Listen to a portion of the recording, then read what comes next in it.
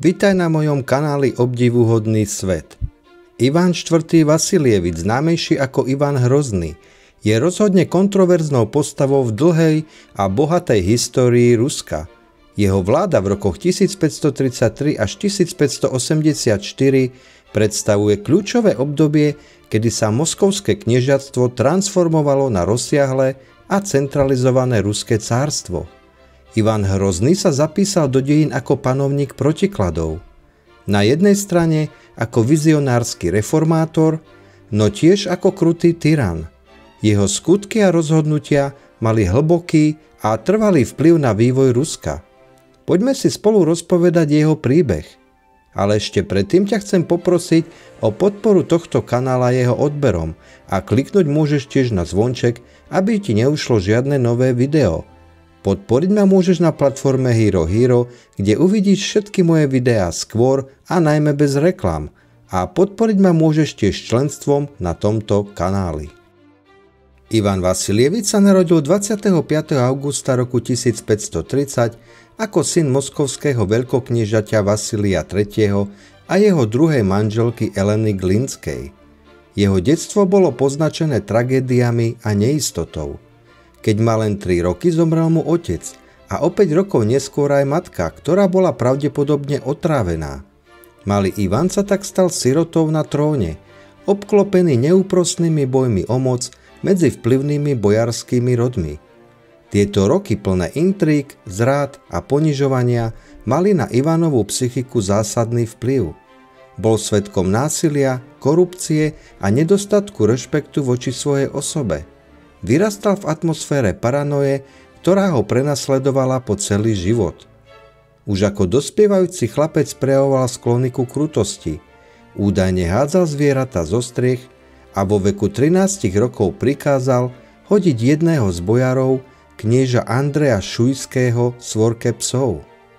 Tieto ranné zážitky formovali jeho nedôveru k šľachte a neskoršiu túžbu po absolutistickej moci. Prelom nastal 16. januára 1547, keď sa Ivan vo veku 16 rokoch nechal v Uspenskom chráme v moskovskom Kremli korunovať za cára všetkých Rusov. Do tej doby sa ruskí panovníci označovali ako veľkokniežatá. Prijatie titulu cár symbolicky vyzdvihlo Rusko na úroveň Byzantskej ríše a Ríma a Ivana postavilo do pozície Božieho vyvoleného vládcu, suverénneho nad všetkou šľachtou. Počiatočné roky Ivanovej vlády, predovšetkým do polovice 50. rokov 16. storočia, sú často označované ako obdobie reforiem. Ivan sa obklopil poradnou skupinou známou ako Vyvolená rada, do ktorej patrili vplyvné osobnosti Ruska. Pod ich vplyvom sa Ivan pustil do rozsiahlych štátnych reforiem. Zjednotil a kodifikoval ruské právo, čím sa posilnila centrálna súdna moc a obmedzila svojvoľa miestnych úradníkov. Nahradil skorumpovaných miestnych správcov volenými zemskými úradníkmi, čo posilnilo kontrolu nad provinciami. Vytvoril tiež stálu streleckú armádu, ktorá bola lepšie vyzbrojená a disciplinovanejšia ako tradičná bojarská domobrana. To výrazne zvýšilo vojenskú silu Ruska a posilnil autoritu metropolitu s cieľom posilniť morálku a vzdelávanie duchovenstva. Tieto reformy položili pevné základy pre centralizovaný ruský štát a prispeli k jeho rýchlemu rozvoju. Ivan Hrozný bol aj ambicióznym a úspešným dobyvateľom. Jeho najväčšími vojenskými triumfami bolo dobitie kazachského chanátu v roku 1552 a astrachanského chanátu v roku 1556. Tieto víťazstva nielenže rozšírili územie Ruska o obrovské a úrodné oblasti, ale aj definitívne zlikvidovali hrozbu mongolsko-tatárskych štátov, ktorá sužovala Rusko po stáročia. Ivan si v tomto období vyslúžil povesť silného a úspešného panovníka. Po týchto pozitívnych reformách však nastal v Ivanovom živote zásadný obrad, a to koncom 50. rokov 16. storočia. A z Ivana reformátora sa stal Ivan Hrozný. Historici sa dnes zhodujú, že na svedomí to malo niekoľko udalostí v jeho živote. Bola to nepochybne smrť Anastázie, jeho prvej manželky, ktorá bola pre neho veľkou oporou a stabilizačným prvkom. Jej smrťou hlboko zasiahla a prehlbila jeho paranoju. Strata milovanej manželky v ňom prebudila pocit zrady a nedôvery voči všetkým okolo. V roku 1553 zrazu vážne ochorel a obával sa smrti. Požiadal bojarov, aby prisahali vernosť jeho malému synovi Dmitrijovi. Mnohí však váhali alebo odmietli, uprednostňujúc iného kandidáta na trón. To Ivana utvrdilo v presvedčení, že bojári sú zradní a hľadajú len vlastný prospech. Ďalej to bola dlhá a nákladná vojna o prístup k Baltskému moru proti Livonskému rádu, Litve, Poľsku a Švédsku. A zrada jeho blízkeho priateľa generála Andreja Kurbského, ktorý dezertoval k Litovcom a začal s Ivanom intenzívnu korešpondenciu, v ktorej ho kritizoval, ho značne poznačila. Bola to pre neho ďalšia rana a ďalší dôkaz všade prítomnej zrady medzi bojarmi.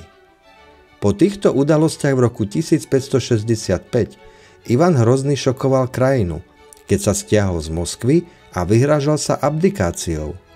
Následne sa nechal akože prehovoriť k návratu pod podmienkou, že dostane neobmedzenú moc nad bojarskou šľachtou a tiež celou cirkevnou hierarchiou.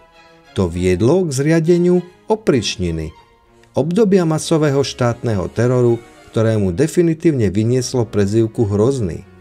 Krajinu rozdelil na dve časti.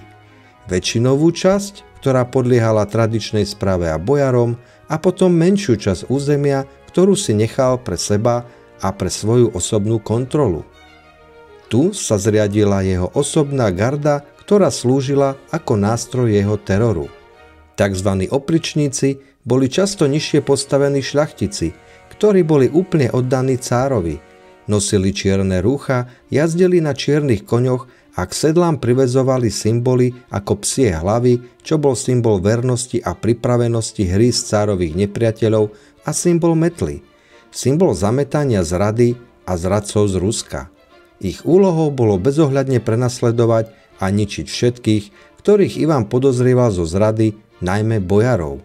Dopúšťali sa tak masových poprav bez riadneho súdu, konfiškácii majetku, vyľudňovaniu oblasti a plieneniu. Napríklad v roku 1570 v Novgorode. Mesto a jeho obyvatelia boli obvinení zo zrady a pokusu pripojiť sa k Litve. Ivan a jeho družina mesto vyplienili a masovo vraždili obyvateľstvo. Odhady obetí sa pohybujú od tisícov až po 10 000. Posledné roky Ivanovej vlády boli poznačené zhoršujúcim sa duševným stavom cára a ďalšími tragédiami. Jeho paranoja pretrvávala, hoci opričninu formálne zrušil v roku 1572. Mal na svedomí aj život vlastného syna a dediča trónu, Ivana Ivanoviča. Po hádke, údajne o oblečenie jeho tehotnej nevesty, Ivan v záchvate hnevu udrel svojho syna žezlom do hlavy. Zranenie bolo smrteľné a následky pre Ivana boli zdrvujúce. Strata milovaného syna ho uvrhla do hlbokých výčitiek svedomia a depresie. Ivan Hrozný zomrel 28. marca roku 1584 vo veku 53 rokov, a to pravdepodobne na následky mŕtvice počas hrania šachu. Zanechal po sebe ríšu, ktorá bola síce územne rozsiahlejšia, ale zároveň zbedačená a sužovaná vnútornými problémami, ktoré napokon viedli k obdobiu známemu ako obdobie smuty, ktoré nasledovalo po smrti jeho slabšieho syna Fjodora. Prezývka Grozný v ruštine neznamená len hrozný, v zmysle krutý, ale aj úctyhodný a majestátny. Ivan IV. Bol bez pochyby oboje.